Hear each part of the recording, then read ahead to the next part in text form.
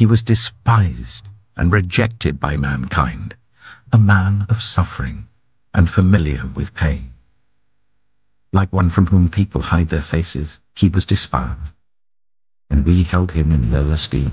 For even the Son of Man didn't come to be served, but to serve, and to give his life as a ransom for many. For he was cut off from the land of the living. For the transgression of my people he was punished. He was assigned a grave with the wicked, and with the rich in his death, though he had done no violence, nor was any deceit in his mouth. But he was pierced for our transgressions, he was crushed for our iniquities. The punishment that brought us peace was on him, and by his wounds we are healed.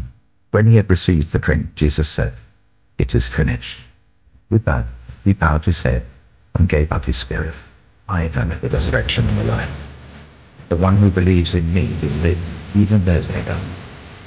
And whoever lives by believing in me will never die. He is not here. He is living. Remember when he told you while he was still with you in Galilee?